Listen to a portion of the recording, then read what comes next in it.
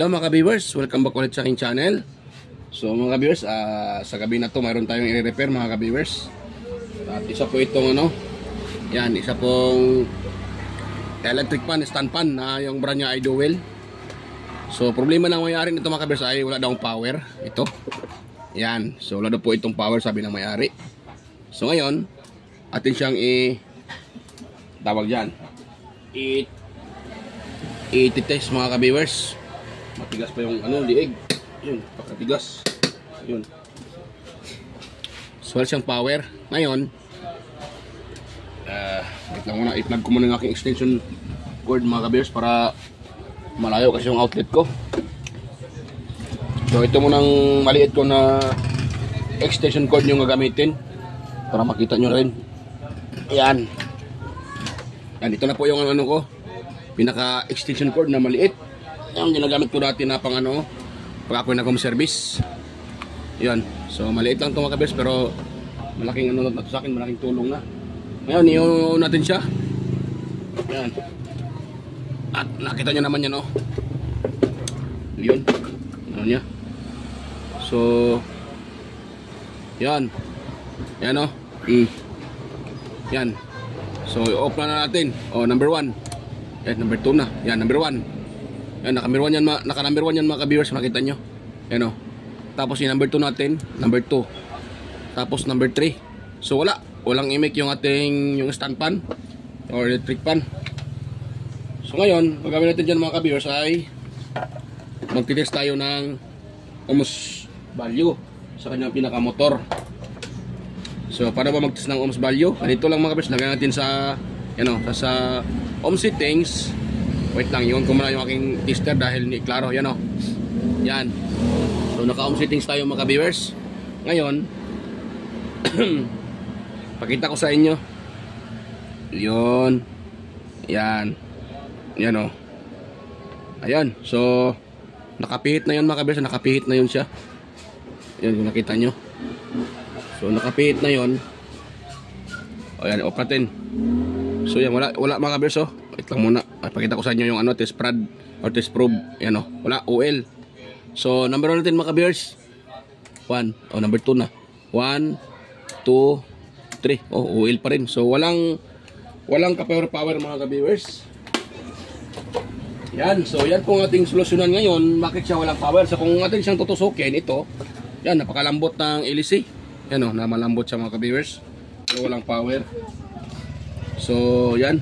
Pero bago pa natin to bago pa natin yan i-open mga ka-viewers at i-repair. So nga pala sa mga bago pa lang dyan sa aking YouTube channel, kung ikaw po ay bago lang sa aking channel, huwag mo pong kalimutang mag-share at i-like yung aking video, at higit sa lahat paki-subscribe ng aking channel mga ka-viewers. Yan po. At huwag niyo rin kalimutang pindutin yung notification bell at ilagay sa all para kayo ay ma-notify kaagad pag ako ay mayroong bagong upload na video. So yan, start tayo dito mga ka-viewers. At atin itong i-open. Yan. Ayun. Ngayon,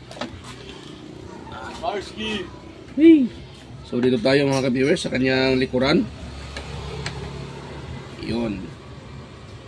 At atin pong tatanggalin itong parang gustong umulan dumagungdong yung tawag dyan.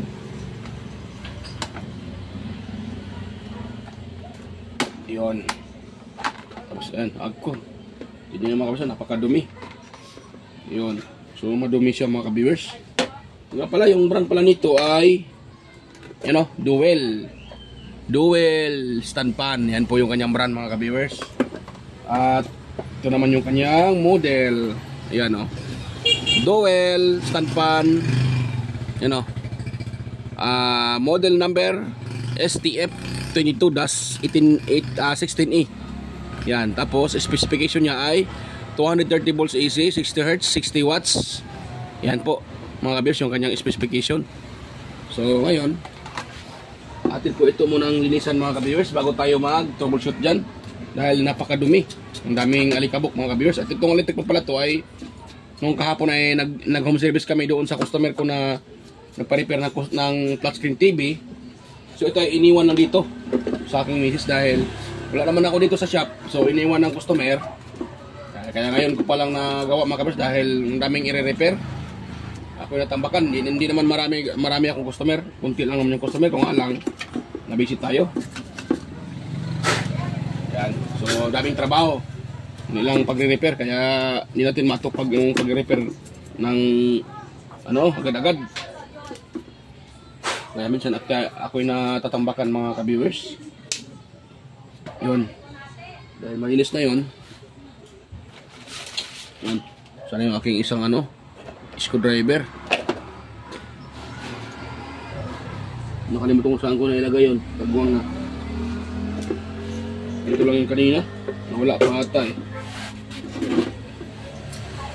Yan. So kuha na ako ng ibang mga kabers, screwdriver dahil nawala yung ginagamit ko kanina. Hindi ko na alam kung saan ko na ilagay. Dahil na ako makalimot mga kabers. Yan.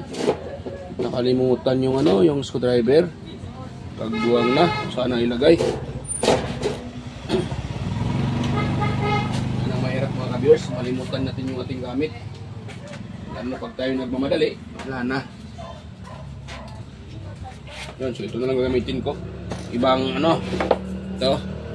Yan, marami naman tayo ditong kahit peke yung mga natin, mga screwdriver, basta maganda naman gamitin. Okay lang yan mga viewers. Ito. So open natin itong kanyang pinaka capacitor. Tanggalin natin yung screw mga viewers. Yan. Dahil malambot naman siya. Siguro ito ay tingin ko ay naubos ito ng langis mga viewers, kaya naging ganito. Pero hindi naman siya stock up. Nakita nyo naman, napakalambot ng kanyang LC. So yan, hihain na natin. Iba yung motor niya eh, iba ang pagkagawa. So tanggalin natin itong kanyang mga viewers. Yung kanyang yan, na-repair ko na din yan yung electric pa na yan na-repair ko na, hindi ko na binablog dahil ang problema lang naman yan ay kulang lang sa langis. Buo naman yung niya, kapasitor. Sorry, yung kanyang thermal fuse. Yung electric pa na ay yan mga kabis, galing sa mga politiko na tumatakbo. So binibigay sa mga tao. Ngayon lang isang linggo lang daw, sabi ng may-ari, yung nabigyan ay wala na. So hindi naman niya masisisi dahil binigay lang naman sa kanya yan. Nga lang sayang din dahil hindi na nagamit. Kaya pinapayo sa atin. Yan wala nga itong brand mga kabers dahil tinanggal niya. Ang nakalagay kasi dito yung pangalan ng yung tumatakbo. Yan. Yan. Nakalagay dito, tinanggal niya yung sticker. Wala naman pero ito siyang brand ito ay Sintrix. Yan, Sintrix lang mga ka-viewers. Nga lang sinadya siguro ng nito nagpagawa ay nag-request na hinilagyan dito ng sticker. Kasi yung ilagay niya diyan ay yung kanyang pangalan. Kagwang talaga. Pero nasira mga viewers. Yan, so dito tayo.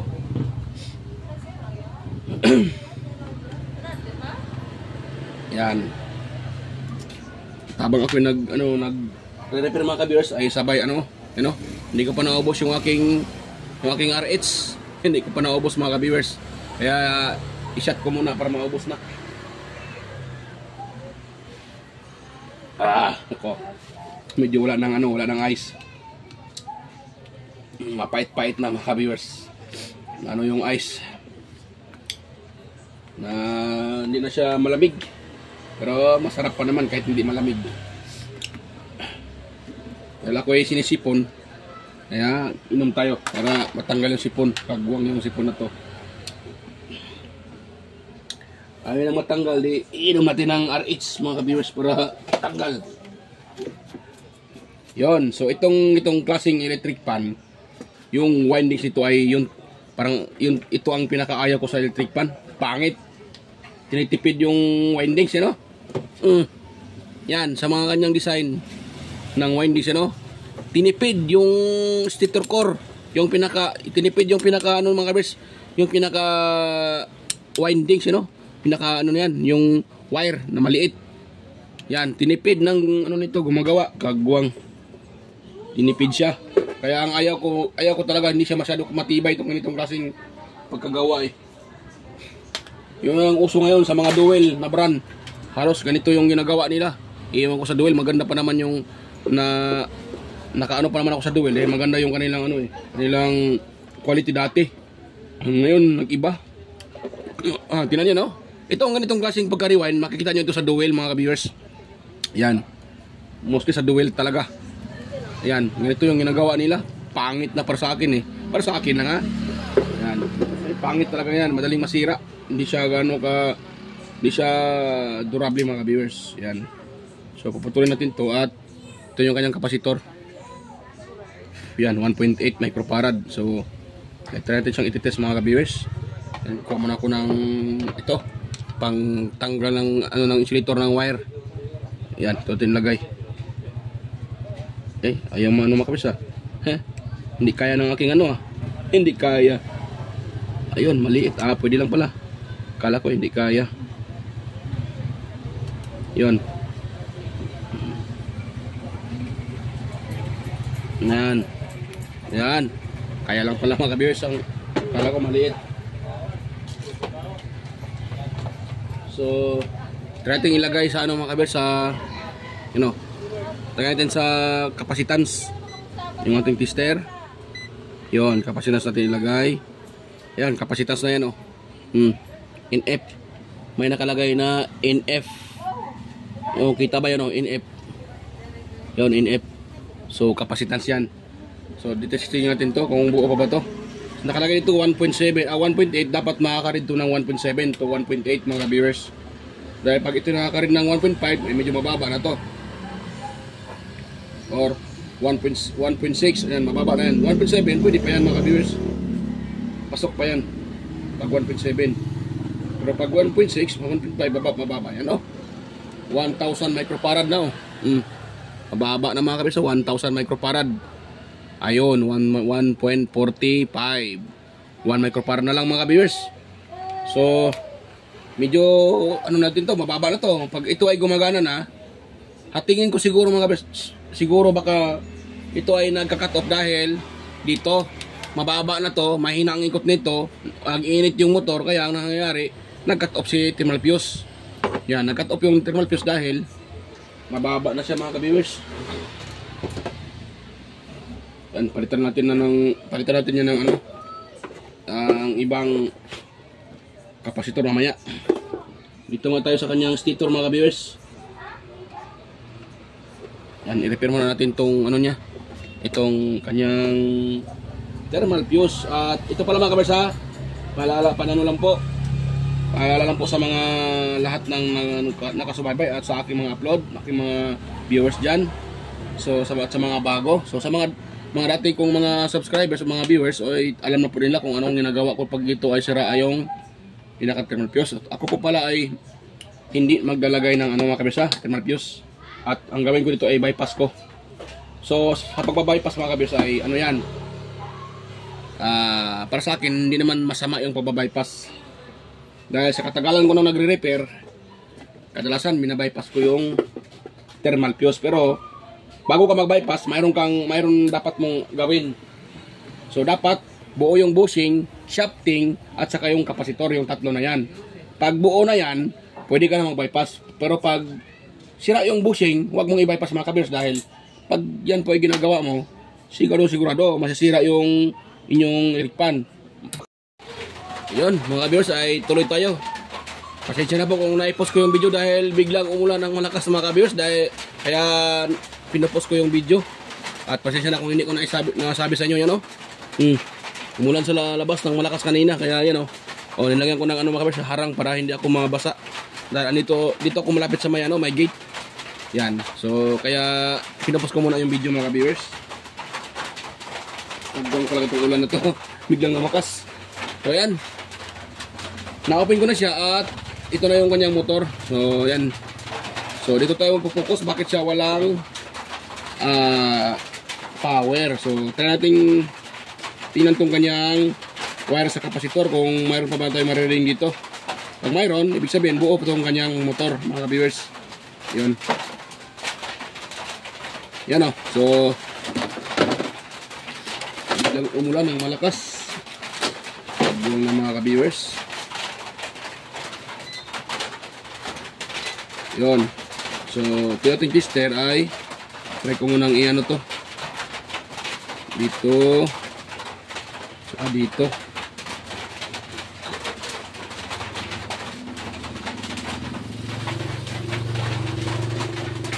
So, buo pa yung kanyang motor mga ka-viewers dahil nakariling pa tayo ng ano. Yung kita ba dyan? Ano? Naku, napalong pa. Napindutan ko ata. Yun, so iyon ko siya ulit mga ka-viewers para makita nyo. Tapos yun. Yung ano, hirap siyang ano yung na-exit na kasi itong aking ano, aking test prod. Kaya ano siya mga ka-viewers. So yun. Nako, tanggal pa.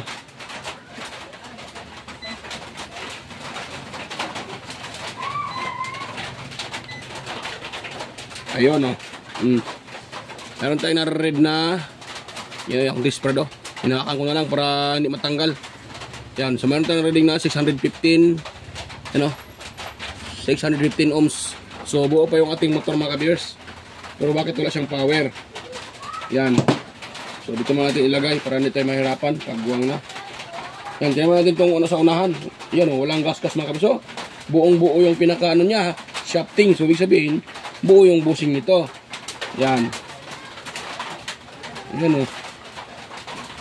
So lagay ko mga ito dito mga kabisa para hindi ako mahirapan.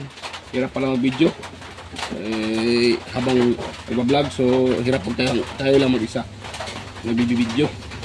Kaya para ano, kabit ko na itong motor para hindi ako mahirapan. Yun. Ayun. So next natin gawin, dito tayo mag-test sa kanyang ito mga kabiso, sa kanyang ito itawag dito sa kanyang switch, rotary switch, at lagyan natin sa common. Yan, naka-common na yan. Ano? So ngayon, ito tayo sa blue. Ayan o. Wala. Wala siya mga so OL. Tapos ito tayo sa kulay black. Ayan, sana yun. Wala pa ata. Black, ito black. Yan o, OL din. Tapos sa kulay puti, OL din mga ka-viewers, wala din. Kaya tingin ko sira talaga ano na ito, pinaka thermal fuse. Yan, so dito tayo sa ano kayang ano, sana yun, hulog pa.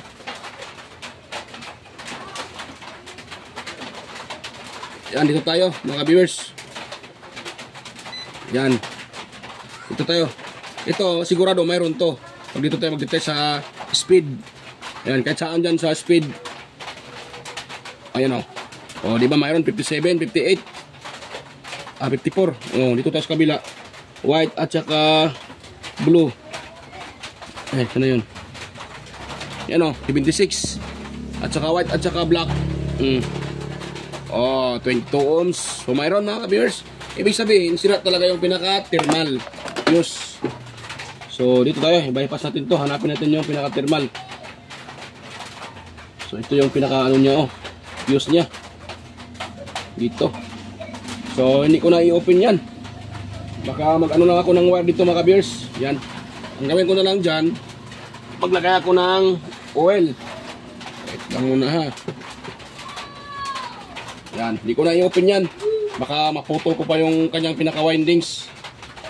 So sa labas na ako mag-bypass. Pakita ko na sa inyo kung paano mag-bypass dyan. Sa labas mga viewers. So dahil buo yung kanyang ano, bushing, shafting, buo. So ngayon, ang papalitan ko na lang dyan ay itong kanyang pinaka-kapasitor. Yan.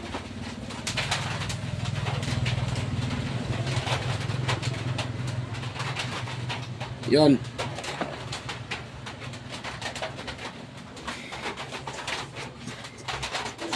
Yan, so kung mga kabers, kung mayroon kayong electric fan na sira yung kapasitor, mayroon kong ituturo sa inyo. Kung sakaling wala kayong mabili ng kapasitor, ito,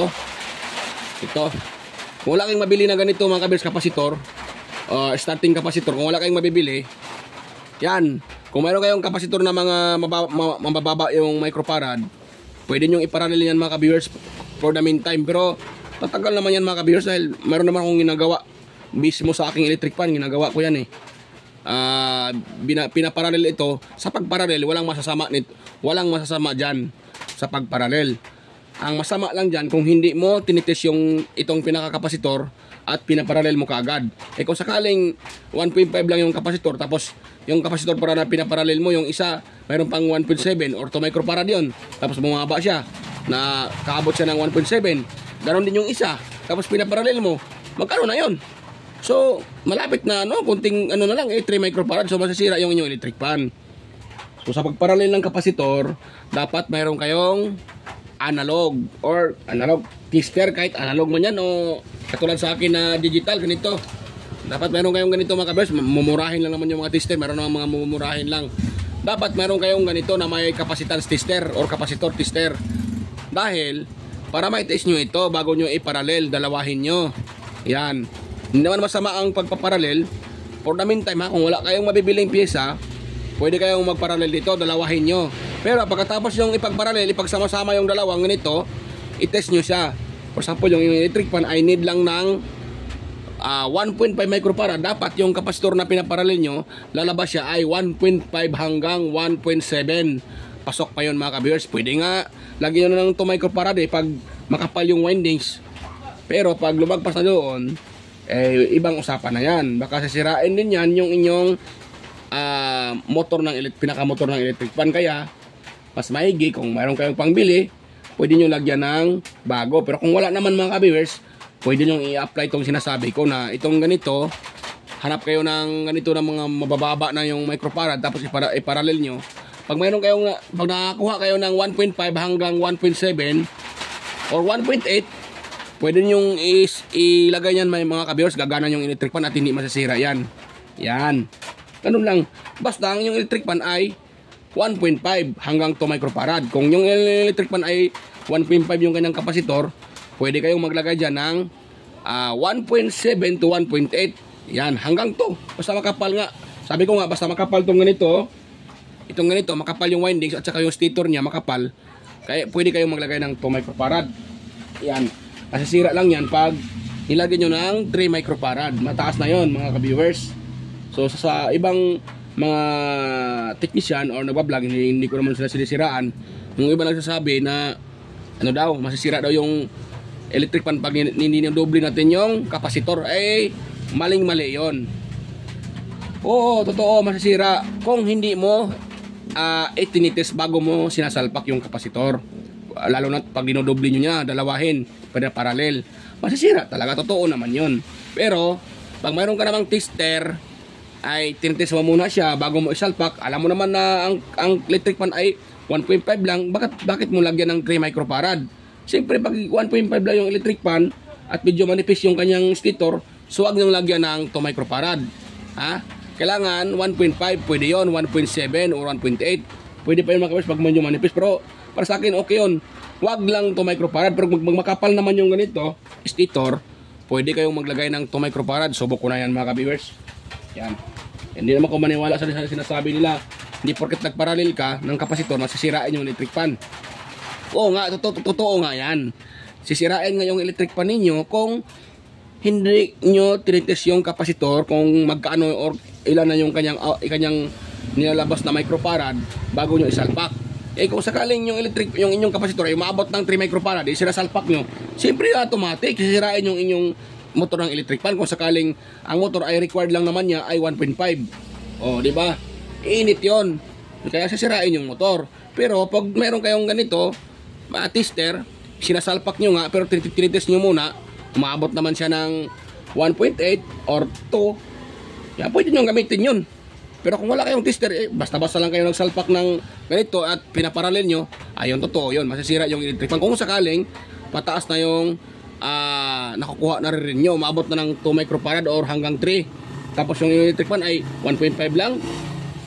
So kung yung electric fan naman, kasi nasabi ko nga kanina, makapal naman yung ganito, stator at saka yung windings, makapal naman siya, pwede nyo lagyan ng 2 microfarad.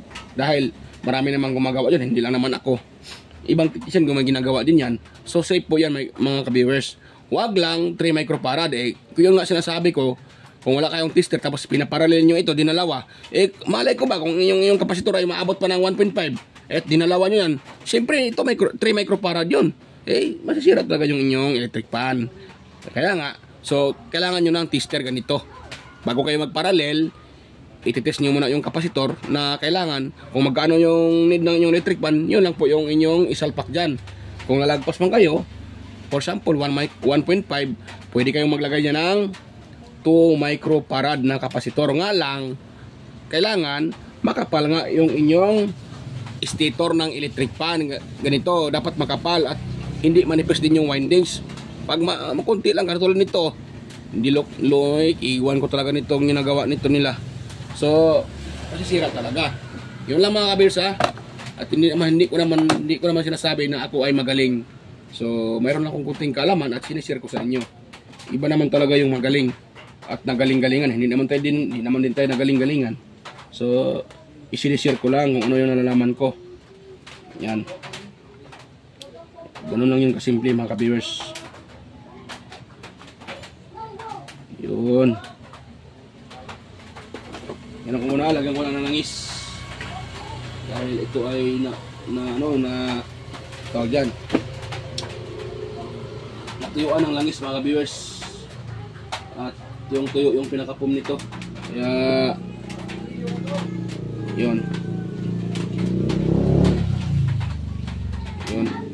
Yung marami yung nalagay ko na mga ka-viewers, oil na dabihan.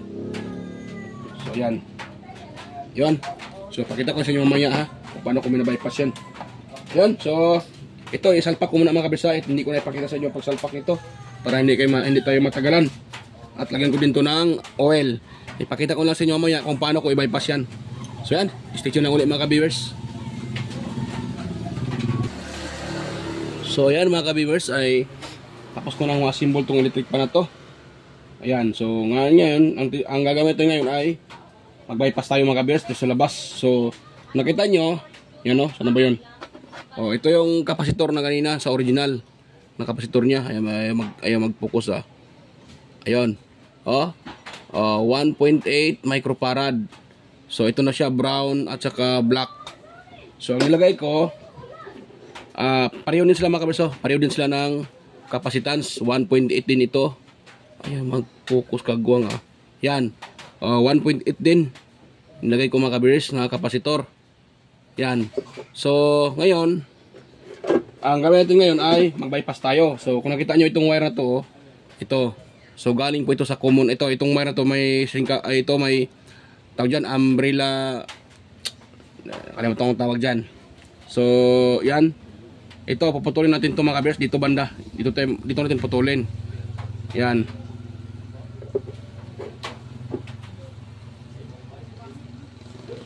Yan, or close end wire connector. Yan, so putulin natin to. Dito tayo magpuputol. Yan, putol na yung common wire. Itong dulo to, dyan natin itatap. Hanapin natin dyan kung saan ang yung gano'n, paikot na gano'n. Yan. So, lagay muna ako ng makita nyo. Lagay muna ako ng electrical tape para makita nyo yung ikot mga ka-viewers.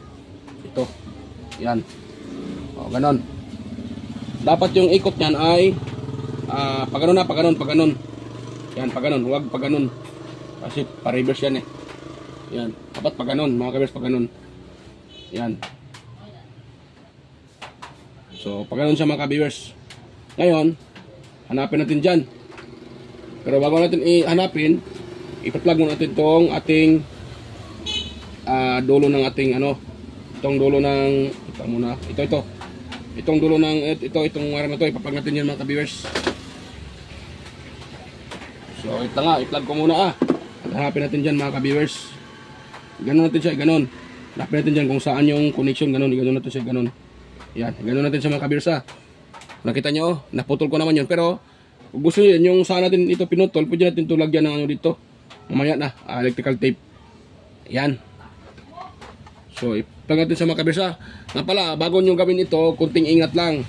Dahil ito po ay naka-live tayo ng pagtitest. Delikado po yan dahil yan po ay tawag dyan, 220. So, i-plug ko muna yan mga ka-viewers. Ngayon, may naka-plug ko na. Sa baba natin i-test. Yun, may kutsa oh. Pero, yun, pag ganun siya. So, sana yun? Oh, pag ganun. So, yun po yung kanyang mga ka-viewers. Ito naman, oh, mali yan. You know, pag ganun siya, pag ganun. So, wait lang ha. Hindi pala, ito pala ay mali sa black. Oh. Yan. So, reverse po yan. So, dito tayo magpa-plug pala dito sa red. Yan o. Oh, yan po ang tama mga ka-viewers oh. Oh, di ba nakita nyo, umikot siya. Oh, ganun lang mga ka-viewers. Yan o. Yan. Oh, di ba umikot? Kita nyo. Oh. Oh. Oh, umikot yung ano, hindi pala kita. Ito, yan o. Para kitang-kita nyo. Itong electric pa na ito ay mag-focus. Yan. Doon yung dulo oh. Ayun, so i-plug, ano ko siya, itap ko siya. Yan oh. Yan, umikot. Oh, ganun lang. Simple mga ka-viewers. So yan, okay na yan mga ka-viewers. So dito na ito itap oh.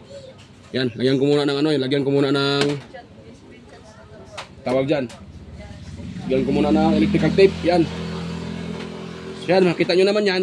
So itap ko na dito, lagyan ng electrical tape. At pakita ko sa inyo mamaya pagtapos ko ng mga symbol yan mga ka-viewers.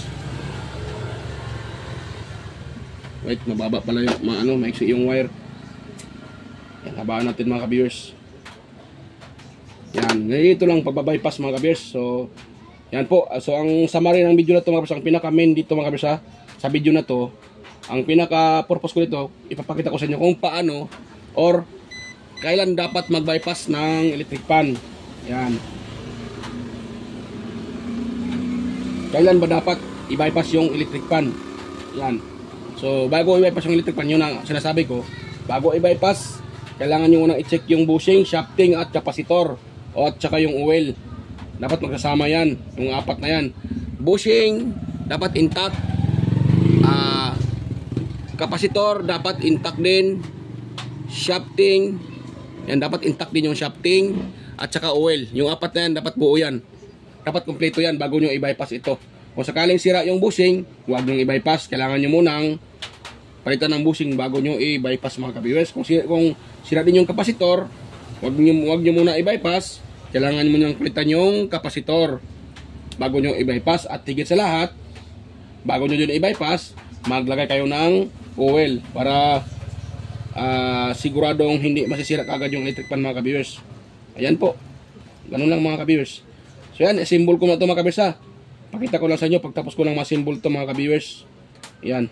So balikan ko na lang kayo pag ma-symbol ko na. Stay tuned lang mga ka-viewers. So ayan mga ka-viewers. So nakita nyo, na-symbol ko na. Ayan o. So tapos ko ng ma-symbol mga ka-viewers ha. Baka sabihin nyo na yan o, baka may magsabi dyan na hindi ko binaypass. Baka sabihin nila na pinapakita ko lang na binaypass pero pag walang kamera ay hindi binaypass. Yan o, nakabypass yan mga ka-viewers. Yan o, bypass yan. Oh, ito yung common wire oh. Nakatap dito sa kulay red ng wire ng kapasitor. Ayan oh. Ito naman yung isa. Oh, iba. Oh, naka-bypass yan. Baka sabihin ng iba na ako ay sinungaling at hindi na-bypass. Sinasabi lang na nag-bypass dahil may kamera, pero pag walang kamera hindi bina-bypass. So, bypass yan mga ka-viewers oh. Yan oh. Oh, di ba? Oh, ito yung common wire. Ito, may closing wire connector. Tapos, ano, nakatap dito sa kapasitor. Dahil ang original yan ay wala naman dyan eh. Dito naman nakatap to. Yan o. Yan o. Oh. Oh, yung wire na yan o. Yan yung kaputol dyan na nakatap yan. Oh, nakita nyo naman kanina, pinutol ko. So, ito na siya. Ayan. Ito na po yun. Yan na po siya. Dyan. Yan na po yung wire na yan. Nakatap sa kapasitor. So, bypass yan. Mga ka-viewers ha. So, yan. Ititest natin yan mga ka-viewers para makita natin kung gumagana na ba yan. Okay, kung okay na ba talaga siya mga ka-viewers. Ayan. Yun. So, ito yung kanyang plug. Plug ko muna para makita nyo. Hindi ko muna tinakpan para makita nyo na Ako totoo na ako ay na-bypass. Yan. Ayan oh. Yan, naka-plug na mga ka-viewers. Ayun, iwan natin tong ano na to? Yung tong selector switch niya. Yan, 1. Mga ka-viewers oh. Oh, di ba? Gumagana. Yan. Ikot natin mga ka-viewers. Yan. Oh. Yan. Oh, nakita na naman, di ba? Gumagana. Yan oh. Tapos number 2 natin. Oh, number 2. Yan. Mas lalong lumalakas mga ka-viewers. Oh, di ba? Tapos number 3. Yan, number 3. Ano? Kita ko sa inyo na ma-bypass talaga yan, oh. At naka number 3 na. Ano? Oh, naka number 3 na yan mga ka-viewers. Yan. Oh, malakas siya mga ka-viewers. Yan. Siya. So, ayan mga ka-viewers. Yan. So, mamaya ko natakpan yan. Mamaya na. So, pinakita ko lang sa inyo na binaypas ko talaga. Yan. At tinitest ko na rin at the same time. Yun. Ayun. So, mga ka-viewers, bago pa ako magtapos, mega loud shoutout sa inyong lahat. At hindi mo na ako mag-shoutout pa isa-isa. So lahat na sa mga kadikit ko, sa mga silent viewers, organic viewers, ayan, sa mga nanonood at nakasubaybay at sumusuporta sa aking YouTube channel. So mega love shoutout po sa inyong lahat mga ka-viewers. At ako po ay mag-end na. So kita-kita na lang tayo ulit sa aking next na mga upload mga ka-viewers. So yan. Bye-bye po mga ka-viewers. At yan. Next upload na naman mga ka-viewers. Bye-bye po, bye-bye. At salamat po sa mga manonood mga ka-viewers. Salamat sa iyo, salamat.